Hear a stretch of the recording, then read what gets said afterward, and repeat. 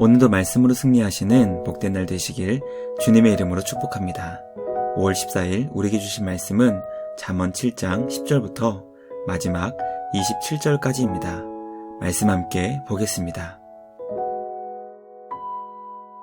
그때 기생의 옷을 입은 간교한 여인이 그를 맞으니 이 여인은 떠들며 완악하며 그의 발이 집에 머물지 아니하여 어떤 때에는 거리, 어떤 때에는 광장, 또 모퉁이마다 서서 사람을 기다리는 자라. 그 여인이 그를 붙잡고 그에게 입맞추며 부끄러움을 모르는 얼굴로 그에게 말하되, 내가 화목제를 드려 서원한 것을 오늘 갚았노라. 이러므로 내가 너를 맞으려고 나와 네 얼굴을 찾다가 너를 만났도다. 내 침상에는 요와 애굽의 문이 있는 이불을 폈고 모략과 침향과 계피를 뿌렸노라. 오라, 우리가 아침까지 흡족하게 서로 사랑하며 사랑함으로 시작하자. 남편은 집을 떠나 먼 길을 갔는데 은주머니를 가졌은즉 보름날에나 집에 돌아오리라. 여러 가지 고운 말로 유혹하며 입술에 호리는 말로 꿰물어 젊은이가 곧 그를 따랐으니 소가 도수장으로 가는 것 같고 미련한 자가 벌을 받으려고 쇠사슬에 매이러 가는 것과 같도다. 필경은 화살이 그 간을 뚫게 되리라. 새가 빨리 그물로 들어가되 그의 생명을 잃어버릴 줄을 알지 못함과 같으니라. 이제 아들들아, 내 말을 듣고 내 입의 말에 주의하라. 내 마음이 음료의 길로 치우치지 말며 그 길에 미혹되지 말지어다.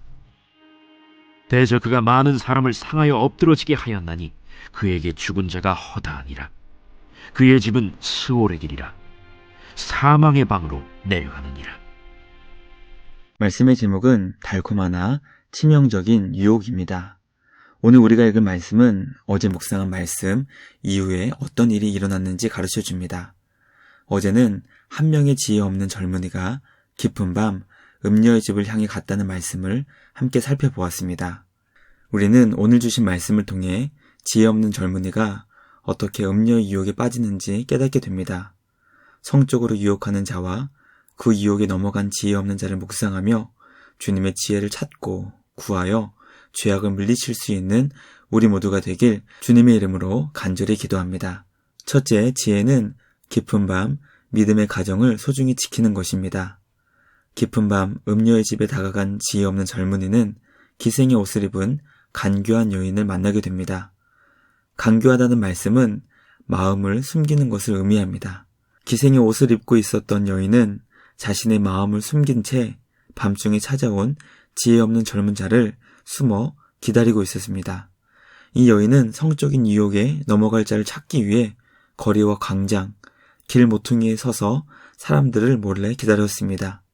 자신의 뜻을 이루어줄 사람을 만나게 되니 그를 붙잡고 그에게 입을 맞추며 부끄러운 것을 모르는 얼굴로 그에게 말했습니다. 우리는 성적인 죄가 은밀한 곳에 숨어 있다가 결정적인 순간에 나타난다는 것을 깨닫게 됩니다. 물론 죄악은 은밀하게 나타나는 것처럼 보였지만 많은 사람들 앞에서 담대하게 입을 맞추며 부끄러운 행동을 하였습니다. 성적인 죄가 은밀하게 다가오지 못하도록 깊은 밤 주님이 주신 믿음의 가정을 소중하게 지킬 수 있는 우리 모두가 되길 간절히 소망합니다. 믿음의 가정과 공동체 안에서 죄악의 강력한 유혹을 물리치며 승리하는 우리 모두가 되길 주님의 이름으로 축복합니다. 둘째, 지혜는 고운 말로 유혹하며 입술을 호리는 말에 빠지지 않는 것입니다. 성적으로 유혹하기 위해 은밀히 기다리고 있었던 음녀는 자신이 한 남편의 아내라는 것을 밝혔습니다. 그것을 밝힌 이유는 가정과 성적 순결함을 지키기 위함이 아니었습니다. 정반대로 남편이 집을 떠나 먼 길을 갔으니 안심하고 아침까지 쾌락을 즐길 수 있도록 제한하기 위함이었습니다. 그녀는 지혜 없는 젊은이에게 고운 말로 유혹하며 호리는 말로 속였습니다. 지혜가 없는 자는 바르게 그 교훈과 가르침을 분별할 수 없기 때문에 거짓을 쉽게 따르고 빠지게 됩니다.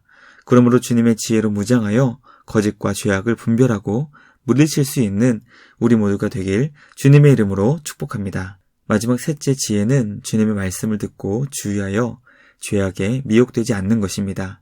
지혜 없는 젊은이는 음녀가 가르쳐준 교훈처럼 죄악의 유혹에 빠져 마치 소가 도수장으로 끌려가는 것처럼 생명을 잃어버릴 수 있게 된다고 설명합니다. 그러므로 우리의 생명을 지키고 보호하기 위해서는 하나님을 경외하는 부모님을 통해 진리의 말씀을 듣고 주의해야 합니다. 그러므로 우리의 생명을 지키고 보호하기 위해서는 하나님을 경외하는 부모님을 통해 진리의 말씀을 듣고 주의해야 합니다.